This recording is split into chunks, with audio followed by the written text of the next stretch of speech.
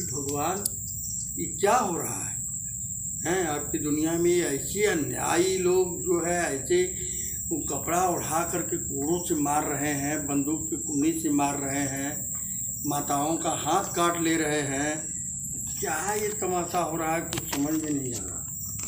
ये आप जो अभी बोले हैं ना, हैं जिसकी लाठी तिसकी भैं, यदि राष्ट्र पापी हुआ तो उन्होंने बात ना मनवा तो विद्वान हो करके भी मारा जीवा। हाँ तो मारा जाए है खाली विद्वान होना पर्याप्त नहीं है यहाँ पर जीने के लिए। जीने के लिए आपको जो है ना वीर भी होना पड़ेगा। खाली विद्वान होने से आप नहीं जी सकते। वीरता भी तो एक गुण है। हाँ, ये भी तो एक गुण है। कायर सब कहाँ जिएंगे? कायर सब जिएंगे तो वही गुलामी वाला जीवन जिएंगे। वीर भोग्या वसुंधरा यहाँ पर कहा गया है। जो वीर है वही इस वसुंधरा को भोगते हैं, और कायर सब जो उन लोग के भोगने से बचता है उससे उसको भोगते हैं।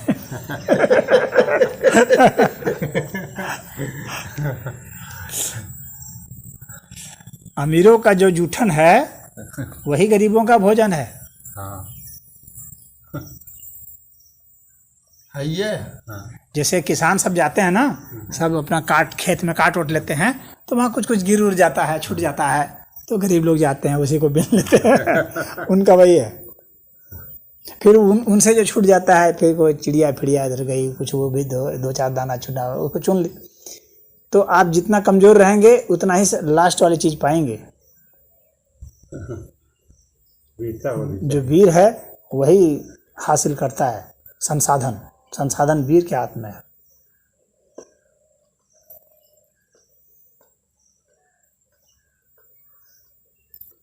विद्वान का संसाधन तो विचार ही है, वो विचारी को खाता है। उसी में मस्त रहता है। हाँ, लेकिन जो विचारवान नहीं है उनका तो यही सब भोजन है ना, तो वो इन सब को हासिल कर लेता है। इन सब को हासिल करने के लिए वही बल पराक्रम तिकड़म ये सब काम आता है। षड्यंत्र,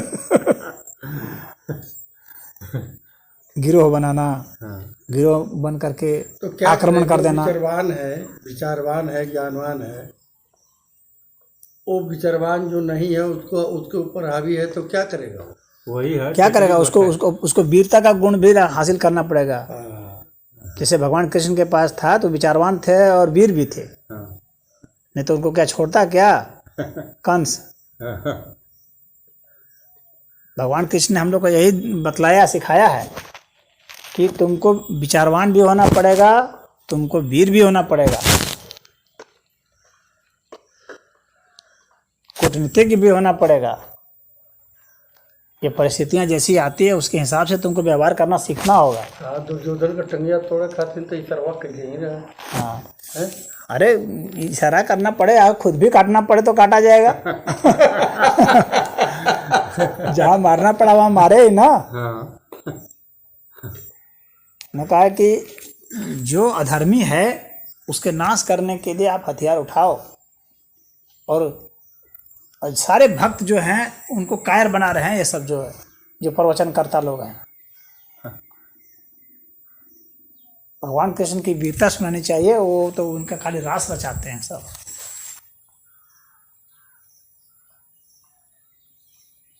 इसलिए भक्तों मराएंगे ही, क्योंकि ये इन भक्तों ने भगवान कृष्ण के गुण को छोड़ दिया। ये लोग खाली सोच रहे हैं हरे राम हरे कृष्ण करेंगे, बस इसी से हो जाएगा कल्याण। अरे भगवान के गुण को हासिल करो, और वीरता को, उस पुरुषार्थ को हासिल करो।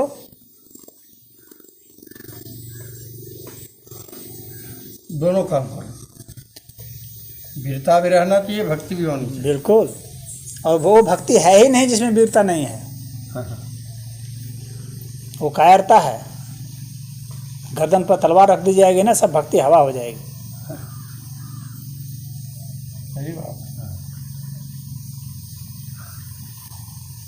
तो व्यक्ति को वीर होना चाहिए, शरीर से भी मजबूत हो, दिमाग से भी मजबूत हो, भावना से भी मजबूत हो, हर तरीके से स्वयं को मजबूत बनाएं, तभी तो आप वास्तव में आध्यात्मिक हो पाएंगे। अध्यात्म का मतलब यह नहीं है कि शरीर को निर्बल बना लिए। स्वामी विवेकानंद आ गया थे बनारस में, एक बंदर आया लगा चले चले चले पड़ा। एक आदमी कहा कि अरे क्या भाग रहे हैं, खड़े हो जाइए, लड़िए उससे, खड़े हो जाइए, भाग जाएगा। खड़े हो गए, भाग गया। तो बताइए आप। एक बंदर से डर के भाग रहे हैं, तो राक्षस का कैसे मुकाबला करेंगे जब बंदरे से भागेंगे डर के? तो उसे बोला मुकाबला कीजिए। और क्या। वो नल खुला है, बंद करना पड़ेगा। अभी पानी का टाइम है, दिया है क्या? धमकाने वाले तो कितने आएंगे। आप कुछ बोलना चाहेंगे जो उसको प्रिय नहीं लगेगा तो धमकाएगा, कहेगा ए सब क्या बोल रहे हैं, आलतू फालतू, बंद करो। हमारे को कितना कितना लोग कहाँ कहाँ से नहीं धमकाए। हर समय कहीं ना कहीं से धमकी आती रहती है, जो शुरू से ही आप लोग देख ही रहे हैं ना। सबका का हुआ। तो फलनवा डॉन है तो ढिकनवा डॉन है, तो वो मरवा देंगे, ये करवा देंगे। तो आपको धमकी का सामना करना पड़ेगा और आप अपने आत्मबल से कीजिए, मुकाबला कीजिए, विजय होगी। विजय हो या हार हो या कुछ भी हो, जो होगा वो तो होगा। कम से कम मैं जो करना चाहता हूँ वह तो करूँ। हाँ, हमारी लड़ाई जारी रहेगी। न जय पराजय हर स्थिति में सम रहना है। जय पराजय हो, जय पराजय हो, लेकिन युद्ध तो युद्ध होगा तो होगा, लड़ा जाएगा। उसमें कई तरह की बुद्धि से लड़ा जाएगा। बुद्धि भी है। हाँ, डायरेक्ट थोड़ा लड़ा। हाँ, और कभी जरूरत पड़ गई डायरेक्ट तो डायरेक्ट भी लड़ना ही पड़ेगा ना। हाँ, भागोगे आप। कहाँ भागोगे। तो इतना सामर्थ्यवान होना चाहिए कि कभी डायरेक्ट भी लड़ाई अगर आ गई तो आप लड़ भी सकते हो। भागने के लिए भी तो आपके टांगों में दम चाहिए, अगर भागना भी चाहे तो वो भी तो मजबूत होना चाहिए।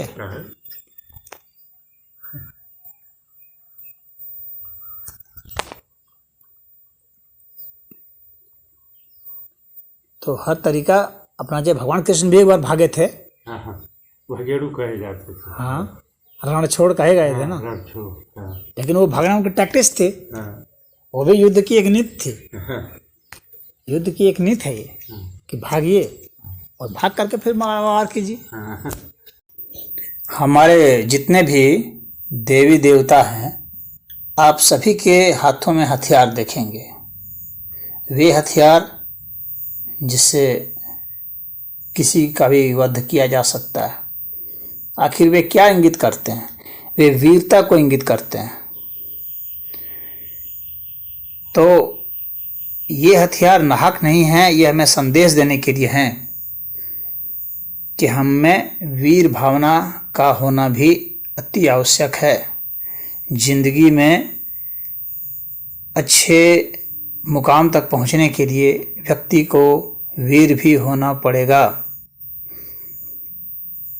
भिन्न भिन्न देवी देवताओं की जो कथाएं हैं, लीलाएं हैं, जिनका वर्णन किया जाता है, तो आप देखेंगे कि अधिकतर में वे राक्षसों को मार रहे हैं, मतलब दुष्ट चरित्र वालों को मार रहे हैं, तो उनके सामने सरेंडर नहीं कर रहे हैं। तो ऐसा इसलिए ताकि हम भी अपने जीवन क्षेत्र में वीरता का परिचय दें और कायरों की भांति रहेंगे तो गुलामी हमारे लिए आ ही जाएगी।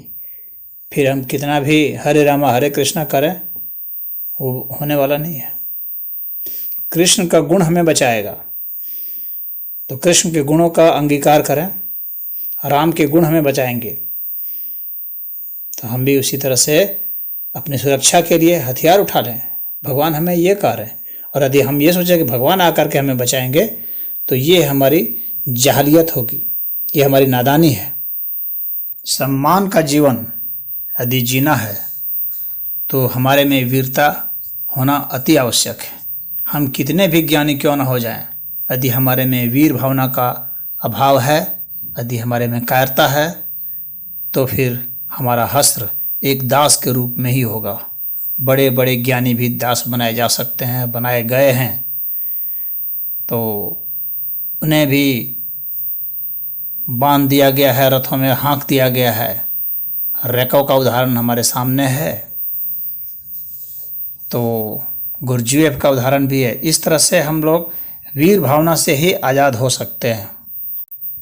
आज कोई गरीब है तो वह गरीब क्यों है? सिर्फ इसलिए कि वह वीर नहीं है। उसे अपनी वीरता को धारण करना पड़ेगा यदि गरीबी की गुलामी से उसे मुक्त होना है। यदि गरीबी के दासत्व से मुक्त होना है तो उसे हुंकार भरनी पड़ेगी। तब ये समाज, ये व्यवस्था चरमराएगी, तब उसके हक में नियम कानून बनेंगे। अपने हक के लिए उसने लड़ाई छोड़ दी है, बल्कि मैं कहूँगा कभी लड़ाई लड़े ही नहीं, इसीलिए वह आज गरीब है। अगर आप गरीब हो तो इसलिए क्योंकि आपने वीर भावना नहीं है। आप सोच रहे हो किसी तरह से जीवन जी लें, तो किसी भी तरह से जीवन जी लेंगे तो फिर आपको जीवन मिल ही रहा है। बेहतर जीवन जीना है, संसाधन पर आपका हक है, तो उसके लिए आपको वीर रस धारण करना पड़ेगा।